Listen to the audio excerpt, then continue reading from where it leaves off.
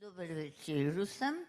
Tako sem vesela, uslišala, da smo skupaj na enega najlepših dnevov v letu, Gregorjevo nedeljo, ki oznanja začetek pomladi in zato smo tako pomladne. In Siho, naš slikar, je dal ravno primerno sliko za ta večer. Torej, najprej nas bo vpeljal v lepoto tega dneva kitarist, štipendist MOL Samo Novak. Prosim, Samo. Lepo pozdravljeni. Slišali boste delo španskega skladatelja Francisca Tárrega. Skladba se imenuje Lagrima, kar bi v slovenščino prevedli kot solza.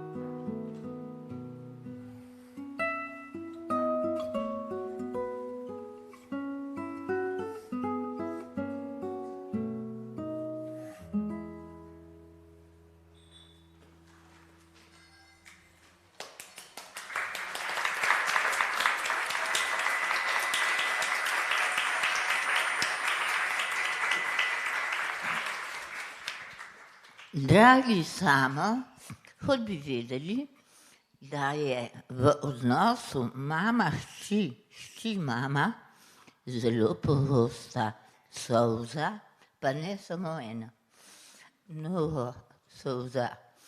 Kajti ni hčerke, ki bi bila zadovoljna s svojo mamo, a ne, Lucija? In ni mame, ki bi bila absolutno zadovoljna s svojo hčerko, ker to ni mogoče. Tako da solze so pa. Nocoj sta z nami dve izjemni ženski, ki sta se zdajle prvič videli. In sicer Danica Vidmar, ki je napisala in pričevanje in strokovno knjigo Deklice brez gnezda, je tukaj na voljo, ne? In v iskanju poti do odraslih otrok, ker dostikrat se problemi prenesejo v odraslost in jih je treba znati prijeti. In Lucija Čevnik, doktorica sociologije, obe sta tudi terapevtki, ti si jungovski coaching, Lucija si pa jungovska.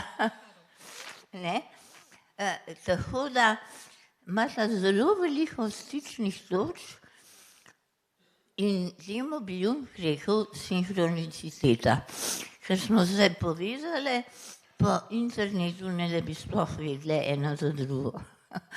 Tako da Hvala lepa obima.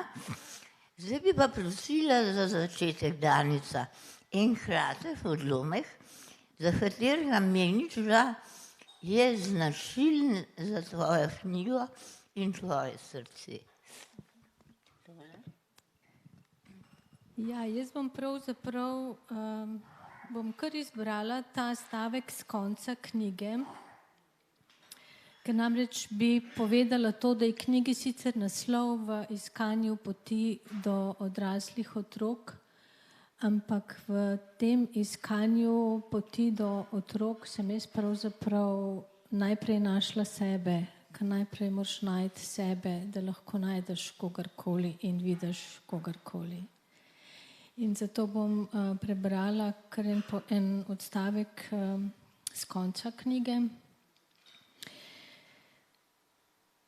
Ko znamo slišati svoje srčne potrebe, ko s srcem vidimo sebe in druge, imamo mamo.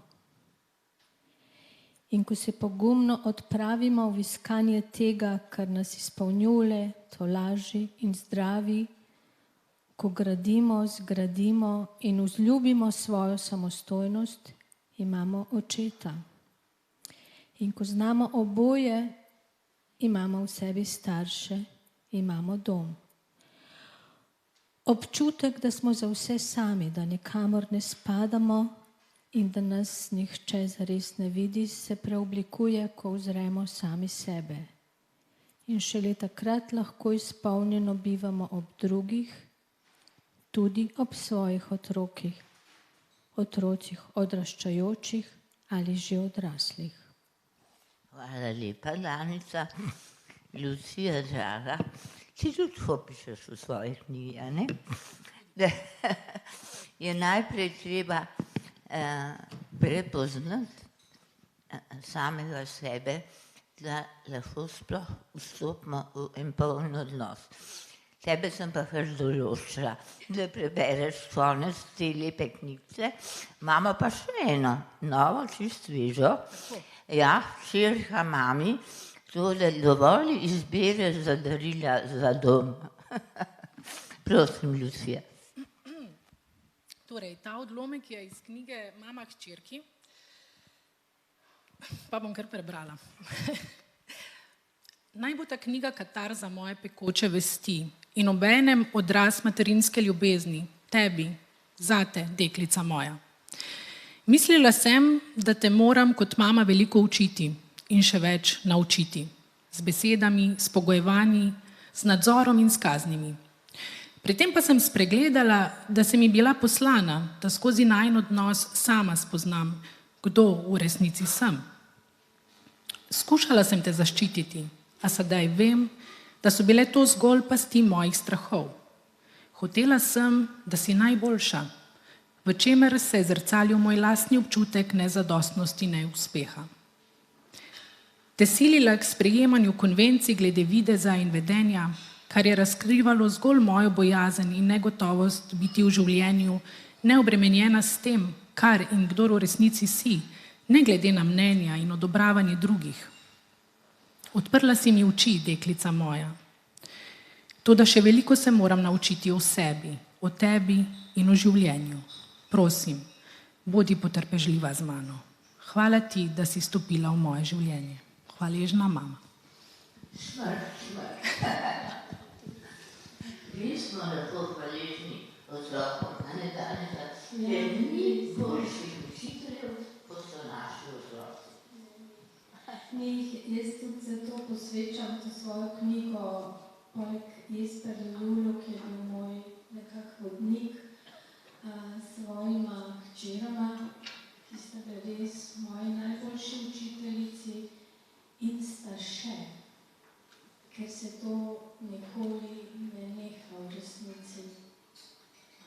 S tem, kakršni so vsak dan. Posebej od starejše hčere sem se od konca pisanja te knjige pa do danes ogromno naučila, ne? Tako v tem smislu, kar je Lucija govorila.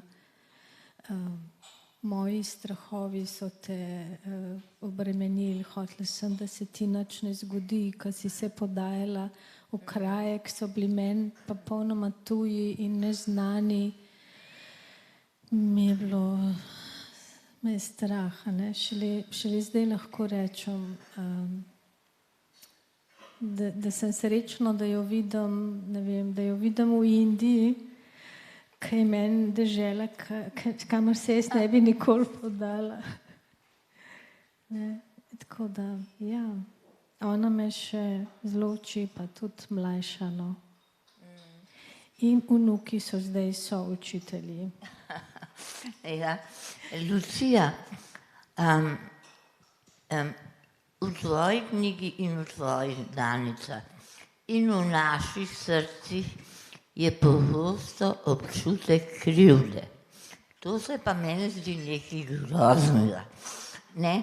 Da krivda zaznamuje ta slovenski narod od nekdaj in še nič dobrega ni naredila na tem svetu. Vode, daj nam malo tole krivdo ven. Ja, res je, ne? Tudi jaz sem veliko razmišljala o krivdi in ravno ta druga knjiga, Hčerka mami, nekako poskuša to krivdo dati ven, ja, na tak način, kot si prosila si me, da naj te tikam. Ja, prosim, sestre, ne moramo se vikati. Ne. Zdaj mi težko gre z jezika, no? No, pa vadi. Hvala. Takole je, ja, s to krivdo, ne? Jaz sem to tudi, sem Cankarja omenila, pa cankarjansko mamo, ne? Zelo je prisotna v naši etnologiji in tudi v naši sociološkem okvirju. In res smo mame, pogosto vzgajamo tudi s krivdo, ne? S krivdo na način, da na drugi strani ustvarjamo, pravzaprav mame vzgajamo z žrtvijo in na drugi strani ustvarjamo krivdo, a ne? Tako kot mama prinese kavo, a ne, Ivanu, in Ivan reče, da ne mara zanjo in kaj stori ona, ne? Sklonjeno glavo odide, namesto da bi udarila po mizi pa rekla, čak ti mulca, ne? Zdaj boš to kavo spil, in bi v bistvu, ne, razbremenila sebe, te žrtve in posledično njega tudi krivdo. Takoj, ko ona kot žrtev odide, on občuti to neznosno krivdo v sebi. In to je tak začaran krog, ki je zelo prisoten v naši kulturi. In krivda je pravzaprav vzbujanje krivde nič drugega kot neka oblika nadzora, ne? In te krivde ne moreš nikoli oddelati. Zaradi tega, ker ko je mama žrtev, ne, ti, kako boš ti kdaj to v življenju poplačal s svojim življenjem? Se pravi, ves čas si nekaj dolžan in ves čas nekaj moreš, mama pa se neizmerno žrtvuje in to radi gledamo. Jaz rada dam to prispodobo, ne, kako naše mame, in kar vidim tudi še vzorec mojih babic, ne, to je transgeneracijsko se prenaša. Kako mama, ne, ko postreže celi družini nedeljsko kosilo, še sebi pol na koncu primakne nek stol, tja v zadnji kot mize, ki je še ostal, si vzame tisti mali košček, tisti najbolj lepa, najbolj sočen, ki je še ostal, ker za mamo je tako vse dobro. In ja, ne, na tak način daja tudi zgled svojim hčerkam. Kako pa naj hčerka postane neka samozavestna ženska, ne, če mama ves čas si kaže, kako je za mamo itak vse dovolj dobro in da nikoli sebe ne more postaviti na centralno mesto za mizo ali pa si odrezati najboljšega kosa. Ampak zdaj to krivdo je treba na nek način transformirati, ne? Če zdaj hčerka celo življenje živi v tej krivdi, se ta krog ne bo končal, ampak bo to samo prenesla na svojo hčerko. In ja, pač moramo postati mame tudi temu svojemu ranjenemu otroku, a ne, v sebi in nekako najti tisto zdravo jedro in ja, odpustiti mami, pač delala je tako, kot je edino znala in zmogla. In kot so njeni starši z njo. Tako. In stari starši in to gre stoletja nazaj. Tako. Ampak ni dobro, a ne, da zdaj se obesimo na to in občutimo do mame, ne, da ji zamerimo, tudi to ni dobro, a ne. Pač tako je bilo, tako je delovala, to so bile neke okoliščine, način, kako je ona pač zmogla v tisti situaciji, drugače ni znala, ni zmogla, ni vedela. In seveda je to delala v najboljše dobro svojega otroka, ne? Tudi to moramo nekako zavestiti in prestopiti to in pač sami biti nekako drugačni. Danica, Ljuba, bi ti kaj še dodala na to pomembno temo? Ja, jaz bi pravzaprav dodala eno spoznanje o krivdi, do katerega sem prišla s pomočjo Jesperja Jula, da je pravzaprav krivda dvojno škodljiva, ne? Ker krivda, jaz sem namreč v svojem materinstvu veliko stvari delala zaradi občutka krivde, odsotnosti, Ločitve od moža. in kup enih stvari in sem jima hotela dati vse. Ampak krivda se na koncu sprevrže v tvojo zamegljenost, da tistih na drugi strani, do katerih se vedeš z neko krivdo, jih v resnici nehaš videti. Ker se ves čas ukvarjaš sam s sabo in postaneš egocentričen, kaj bi jaz zdaj še naredil, da se ne bi tako jaz slabo počutil, a ne? In je to je krivda je nož, ki ima rezila na obe strani. Kakorkoli ga obrneš, se vedno vsi urežejo, ker so v okolici takega noža. Tako da to bi pravzaprav dodala. Drugo je pa to, da se mi zdi, da zdaj pa ta mlada generacija žensk se zna drugače postavljati. In to, kar sem se jaz recimo naučila zdaj od svoje starejše hčere, je to, da moramo v eni točki mame zdržati to, da se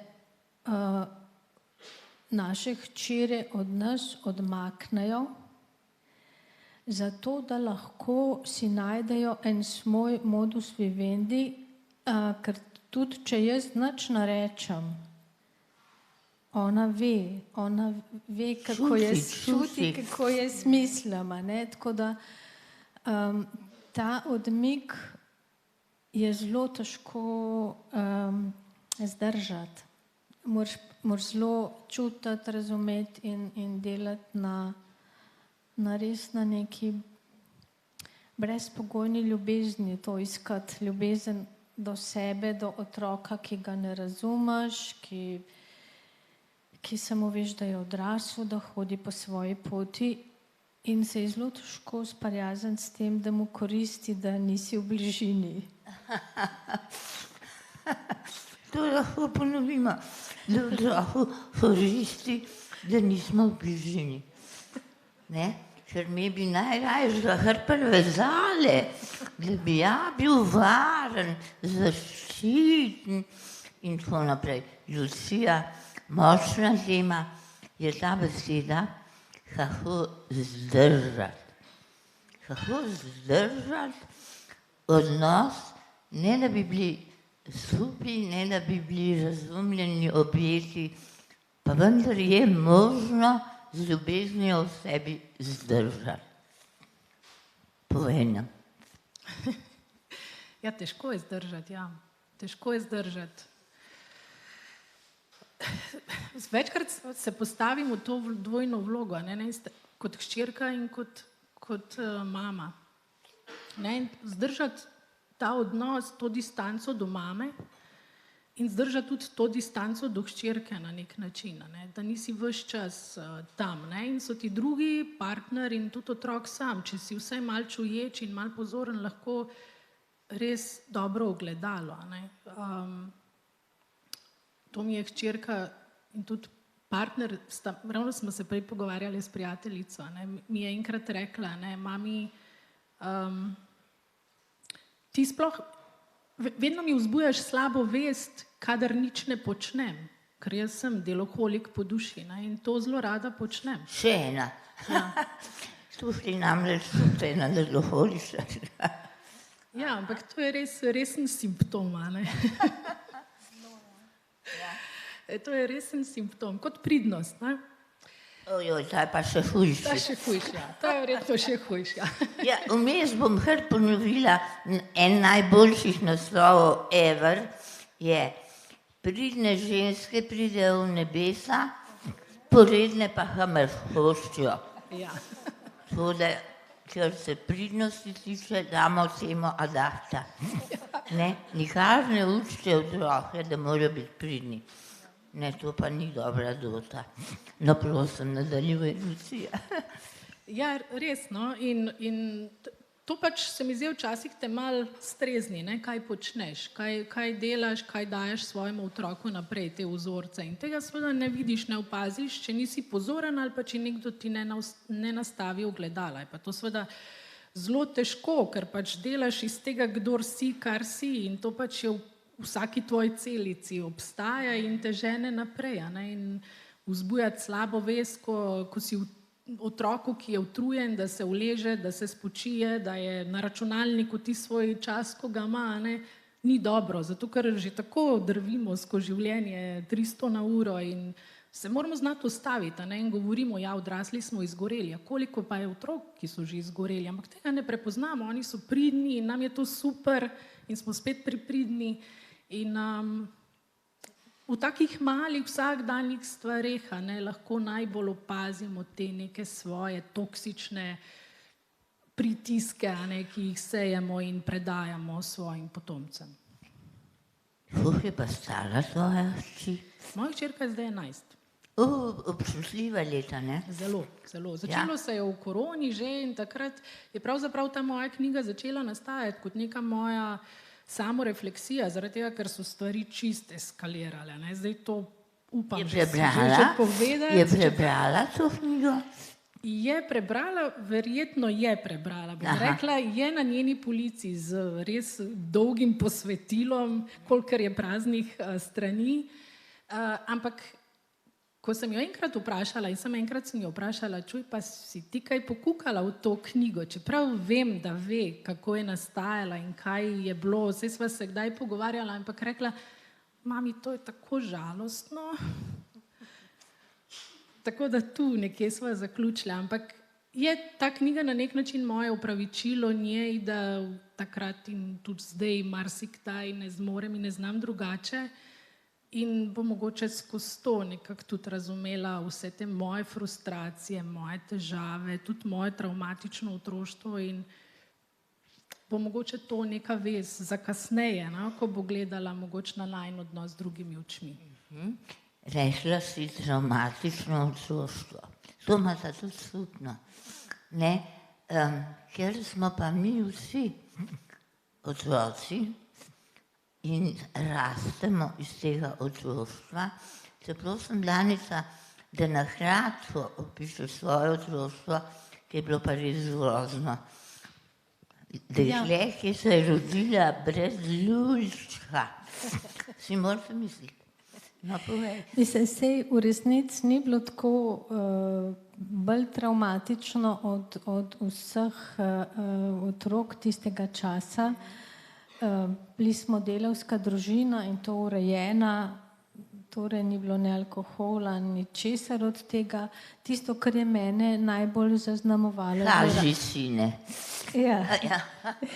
To te v bistvu, to me je najbolj zaznamovalo, ampak drugače se mi zdi, da je to bila ena cela generacija otrok, ki je tako odraščala kot jaz. Jaz tudi vidim po odzivih na knjigo, kar rečejo, ja, se to je pa tako, kot bi jaz napisala, ne?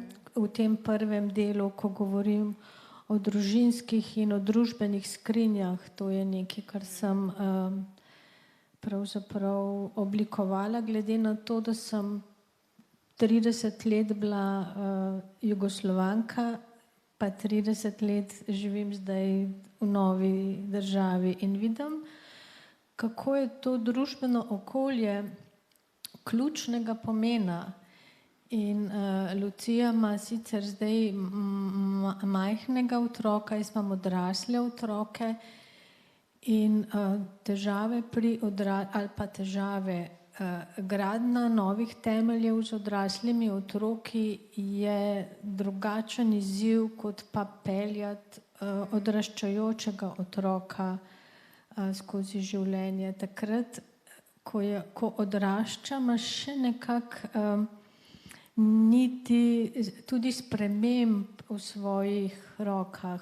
Ko pa odidejo v svoje življenje, se moraš pa sam soočati s tem, kar se je zgodilo. Ne? Jaz v resnici dolg časa nisem vedela, kako je bilo zame pomembno ta očetova odklonitev. Ali pa se me ni nikoli ne udaril, ne nič, ampak karkoli sem naredila, karkoli sem naredila, ne morem biti sin, pika, stop. A ne? In to te zaznamuje. Gotovo. In nase je bil ponosen, samo ko si spričevala prinesla. Ja. Ker je bilo odlično, evo sine, to je pa v redu. Drugač pa te ni bilo. Ja, to mislim pa 3 otroci, pa en kup enih stvari. Seveda, včasih otrok niso crklali, včasih ni bilo niti, še zmeraj veljalo, da so otroci neka bitja, ker če jih dobro zgnetaš, bo še kaj iz njih, če jih pa ne boš dobro zgnetil, pa ne bo nič iz njih. O integriteti se ni pogovarjalo, o enakovrednosti se ni pogovarjalo. Zakaj? Zato, ker sem jaz rekel, skratka. Tiha je bila. Ja. Tako je pač bilo. Ne? Ampak to, kar bi še mogoče dodala, da dolga desetletja jaz nisem se tega zavedala in tisti, ki je bil kriv v moji jezi, je bila mama. Ne, mama je, ona bi mogla se upreti, sploh ne vem, kaj sem pričakovala, da bo ona naredila. Ne? Na tvoji strani si pričakovala.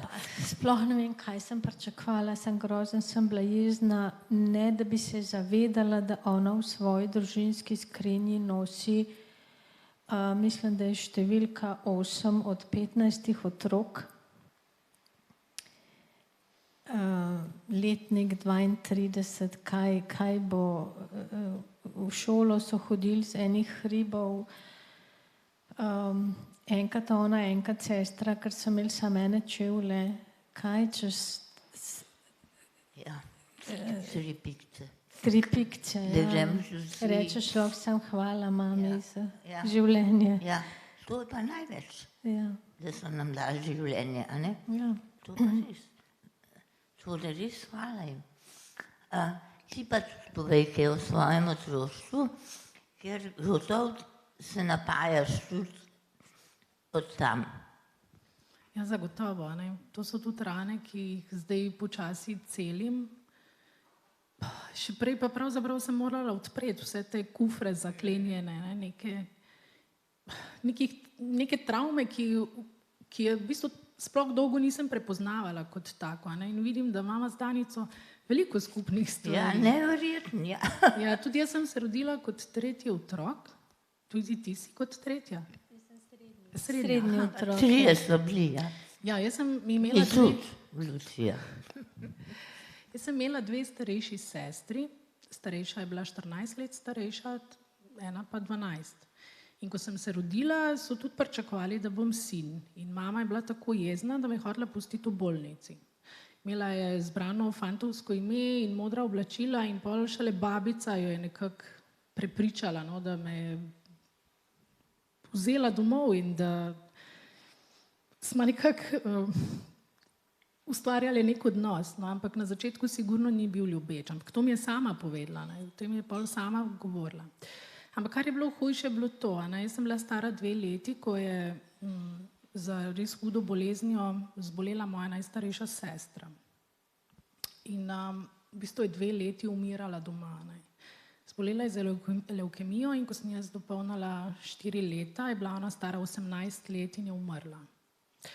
In v bistvu moj najzgodnejši spomin seže na dan njene smrti. In takrat je bilo res, mislim, strašno je bilo. No? Ta mamina bolečina in ta odsotnost in vse, kar se je dogajalo v hiši. Jaz sem imela en kup vprašanj, no? Vidim sebe kot malega otroka in nobenega odgovora. Ne? Se pravi, jaz nisem bila videna, nihče me ni sploh opazil, ne? O tej bolečini in tem kaosu, ki se je dogajal v hiši. In pol sem nekako odraščala sama, ne? Ker mama je pol zbolela za psihozo in je bila enkrat prisotna, enkrat ni bila, bila je tudi na zdravljenju večkrat, oče je bil čist introvertiran in zaprt. In tako pač je življenje teklo. Ne? Jaz sem imela en kup nekih namišljenih prijateljev in to je bilo življenje, no? Ki se ga nekako spomnim kot otrok. Pa taka lepa ženska zraste iz tega. Hvala. Ja, vse je možno. Jaz ti čestitam, Lucija, ker tle smo eni privilegirani, ne? Tile dve zgodbi sta pa težki, ne? Tvoja pa sploh, ker ima smrt v družini. In otroci so pogosto nevidni žalovalci. Jih ni. A si na pogrebu bila, se jih spomniš? Spomnim se vseh 3 dni, ker sestra je takrat je bilo, ne? To je bil pogreb, ki je v bistvu se odvijal v domačem okolju in spomnim se krste. Mislim, zelo hudo, no. Ja. Pač najhujše je bilo to, da pol kar naenkrat ni bilo več nobenega. Ni bilo mame, ni bilo očeta, ni bilo sestre, ki se je tudi odselila in jaz sem ostala sama z mojo babico, ki je bila zelo taka hladna ženska, no. Pač delavna in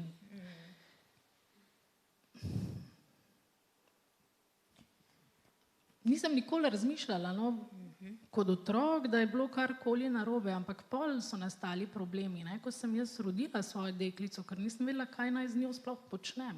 Mislim, nisem se znajdla, no.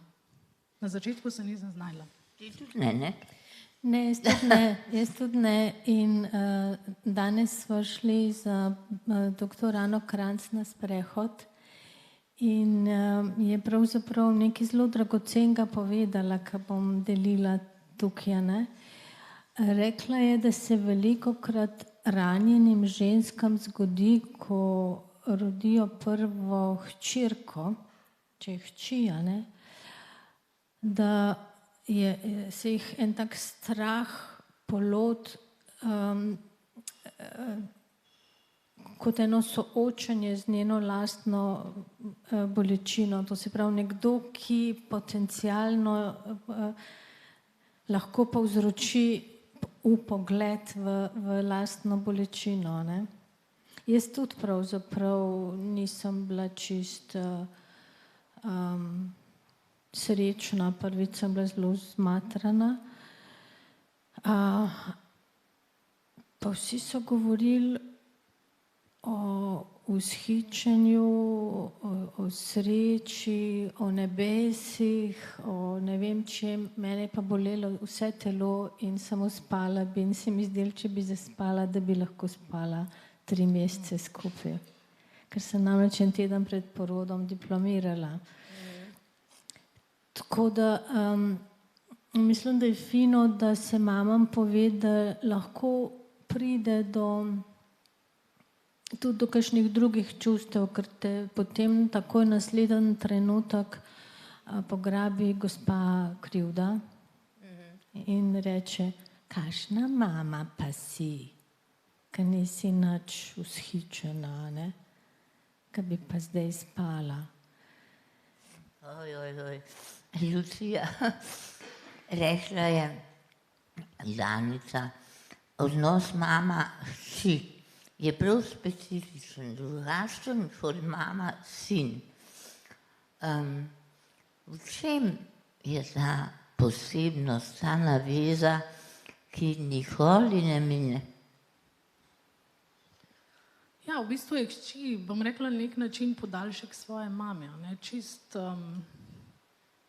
že čisto oidipovsko, ne, se pravi v tekmi za očeta, oziroma elektrin kompleksa, ne.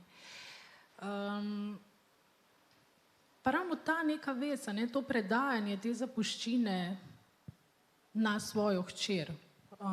Torej, jaz jo moram izoblikovati, ne, ta nek glasek, ki ti prišepetava. Ne. Ti si odgovorna za to, kakšna ona bo, ker ona je zrcalo tega, kako dobra si ti, kakšna si ti. In iz tega raste pol ta neka posesivnost. Ne. Se pravi, ta vez je, bom rekla, tako kot ta jabolka pri Sneguljčici. Ne. Se pravi, pol je zastrupljena, pol pa je okej. In tudi kaže na to ambivalentno ljubezen. Ne. Po eni strani mama to počne v veri, da počne najboljše dobro za svojo hčerko, po drugi strani pa jo zastrupla na nek način, ne, z nekimi takimi nezavednimi vzorci in predajanjem nečesa iz svoje podzavesti naprej na naslednjo generacijo. In seveda iz tega nastajajo razne te nezdrave navezanosti, ne, kot je ta odnos žrtve in krivde, ko otrok postane trofeja, na drugi strani ne, hčerka, s katero se mama ves čas šupiri in se jo razume kot svoj objekt, ki ga je oblikovala, ne, kot svojo trofejo, ne, to sem jaz ustvarila, poglejte, ne, doktorica, zdravnica, uspešna pravnica, ne, to je moj produkt. Ne. In seveda na drugi strani hčerka, ki je mogla se podrediti vsem tem hudim maminim zahtevam. Ali pa seveda ta nek odnos ljubosumja, tudi ne nazadnje, ne, ko mama postane ljubosumna na svojo hčerko, ne, tako kot mačeha na Sneguljčico. In tekmovalna. In tekmovalna, tako. Ja. A jaz lahko preberem en odstavek, ki je tlele v zadnji na moji knjigi, ki ga je napisala Deborah Levi. Prevedla knjigo je Ana Ugrinović, ki je tudi urednica te moje knjige. Naslov knjige je Cena življenja. To mi je Ana na koncu rekla, ta odstavek mora iti v tvojo knjigo. Ne? Mati nam v življenju venomer stoji ob strani, zato jo lahko krivimo za vse, saj je vedno na dosegu roke. In če se premakne za korak stran od nas, bližje svojemu bistvu in nam ni vedno na uslugo, že menimo, da je zatajila svojo mitološko, prvinsko vlogo naše varuhinje in negovalke. Če pa se nam po drugi strani preveč približa, nas duši, naš krhki pogum okuži s svojim nalezljivim strahom. Kadar se oče odzove notranjemu klicu, razumemo, da je prišel njegov čas. Kadar pa se mati odzove notranjemu klicu, imamo občutek, da nas je izdala. Pravi čudež je, če ji ob naših protislovnih sporočilih, zapisanih z najbolj strupenim črnilom družbe, uspe odnesti celo kožo, kaj ti lahko tudi znori. To sem prebrala zaradi črnila družbe tudi, ki mislim, da ni nepomembno v celi zgodbi tega odnosa in to črnilo družbe, s njim se pišejo že praktično tisočletja, se piše to črnilo, s tem črnilom, odkar so najbrž plemena prišla zavojevati druga plemena in je bila moč tista, ki je bila, fizična moč tista, ki je bila ključna. Ne? No, zdaj si me spomnila, da je išla, hvala lepa Tatjana, tudi moja knjiga v tem času, ker se nismo videli, Iz neba do dna. In prijateljica Tatjana je našla srčnico, ki govori o tem odnosu mati-hči. Pa te prosim, da kar prideš gor, pa jo ti prebereš, jaz grem pa dol med tem. A bo kamera ujela?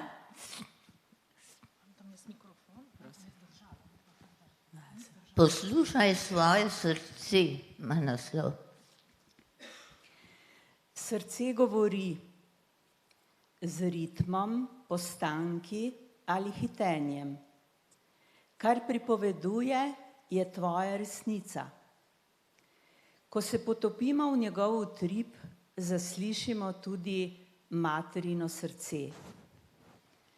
V maternici smo ga poslušali noč in dan. Jo je bilo strah, je imela skrbi, se je veselila, razmišljala, da bi se otroka znebila. Ko se rodimo, postanemo samostojno srce, a v njem je zapisan spomin na bitje njenega. Poslednji izdih bo ugasnil dvoje src na en mah.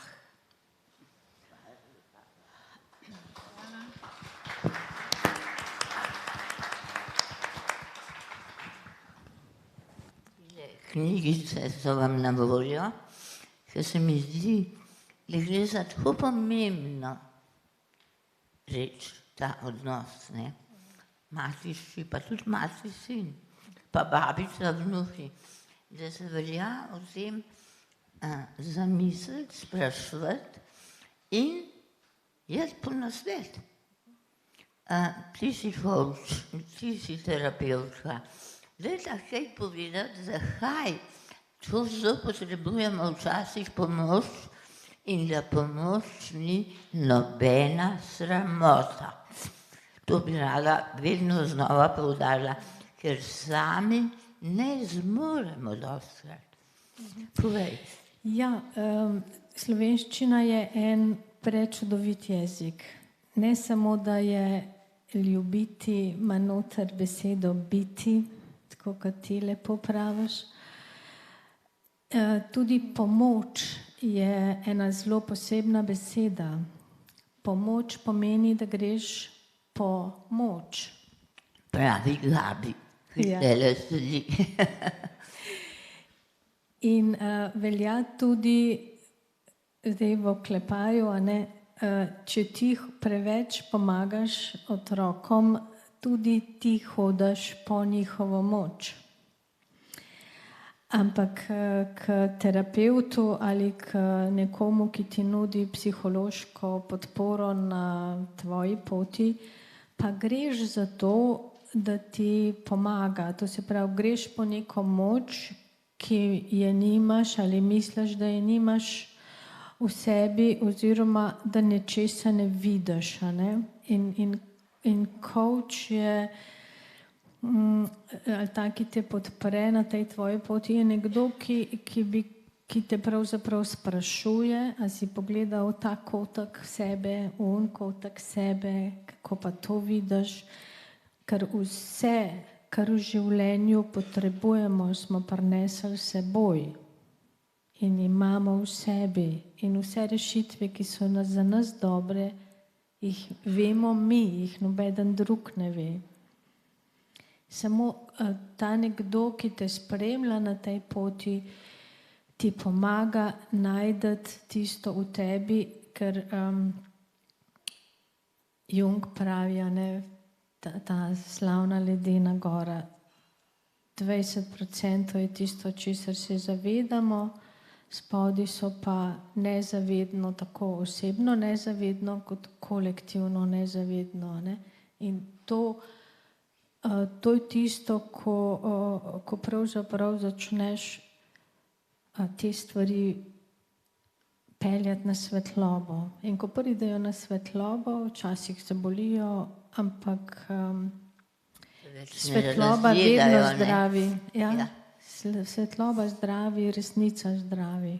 Resnica vas bo osvobodila, je rekel že Jezus.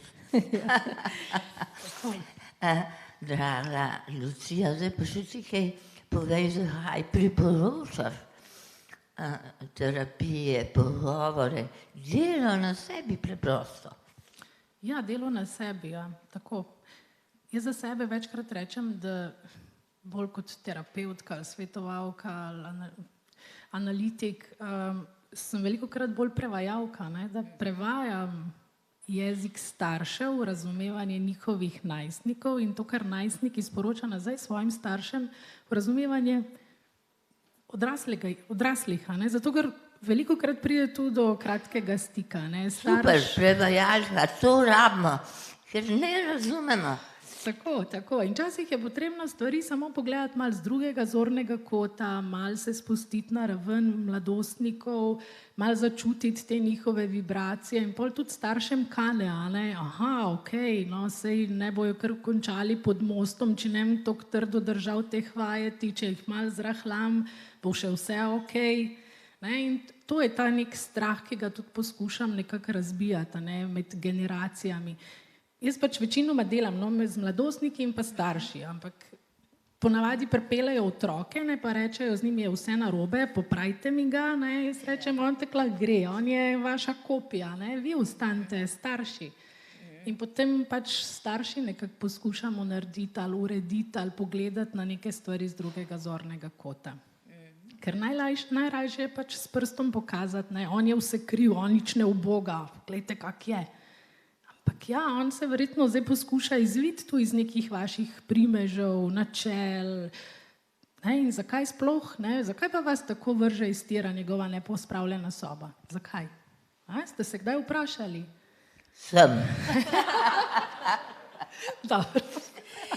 Jesper Jul je rekel, da če otroci ne poslušajo, največ kot starši nimajo nič pametnega za povedati. Tako je. Ja. Se čist strinjam. A bi nam za popotnico še kako modrost povedala Danica Ljuba? Ja. Meni je bila ta, da so otroci najbolj dragoceni takrat, ko so najbolj problematični. Najbolj. Ja, da ne bi kdo slišal najmanj. Ne, najbolj problematični. Takrat nas pa dobro ne navijajo. Ja, res. Ja. Ali pa ta, ki je rekel, otroci ne potrebujejo odraslih, ki bi jih učili, kako se prilagaja ali sodeluje. Potrebujejo odrasle, ki jih lahko naučijo, kako naj v odnosu z drugimi poskrbijo zase. Globoka. Globoka, lahko ponavljamo. Zaprav, mi starši naj beseda opolnomočiti je zdaj zelo moderna, ne, otroke, da se bodo zavedali, da so odgovorni za svoje življenje in za odnose, ki jih tvorijo. Kaj bi pa še ti nam na srce položila? Da se večkrat zazremo v svoje otroke in razmislimo, kako bogatstvo nam prinašajo. Ne? In vse prednosti, ki nam jih otrok daje, ki stoji pred nami, ne? Ljubezen, te očke, ko nas pogledajo, ne? Ta brezpogojna predanost. Ne? In velikokrat vidimo vse, kar je narobe z njimi. Ne ubogajo, niso pridni v šoli, pa imajo slabe ocene, pa ne dosegajo takih rezultatov. Ne? Kako malo krat pa štejemo vse te bisere in prednosti, ki nam jih otrok da. In tako pogledamo izza teh njegovih, kaj on počne, ampak malo krat vidimo to, kdo on je. In da ga večkrat objamemo in stisnemo in mu res pokažemo to brezpogojno ljubezen, brez vse te navlake, kaj bi moral in biti, postati, imeti. In ga tako učimo, in tudi sebe, da je dovolj dobro biti to, kar si.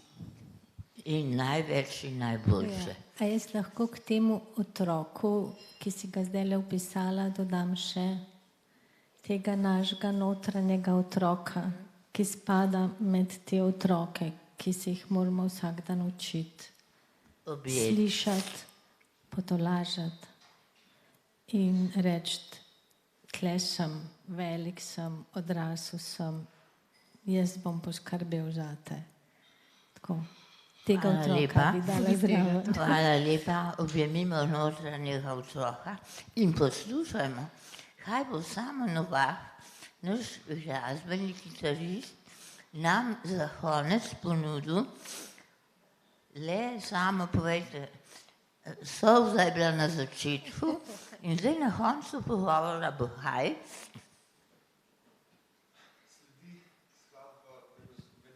španskega skladatelja Antonija Laura, nosi pa 2 naslova. Prvi naslov je Venezuelski valček številka 1, drugi pa je Tatjana. No. Naša bralka Tatjana zasluži svojo skladbo res. Hvala lepa, samo uživajmo in pejmo dobre volje domov, ne slabe, ker to smo si povedali zato, da bo šlo čim prej ven iz nas, nos pa svetloba, zaupanje in brezgrajna ljubezen, ki itak je.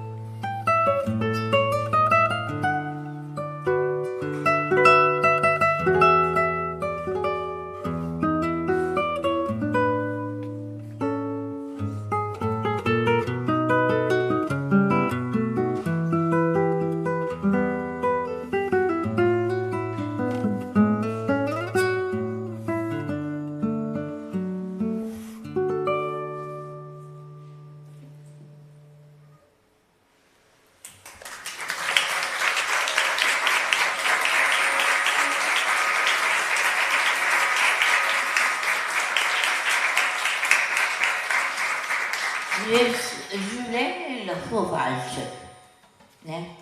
In v to smer gremo.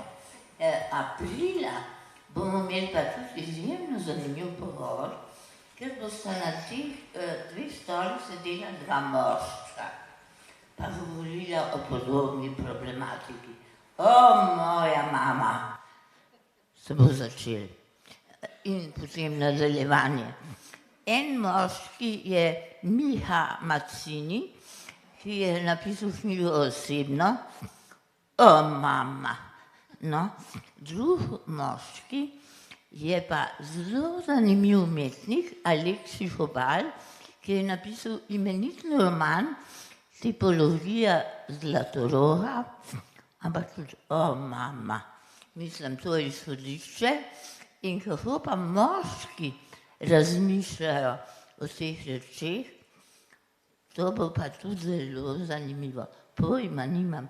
Jaz bom obmolknila, pa ne se ona 2 pogovarjata med sabo.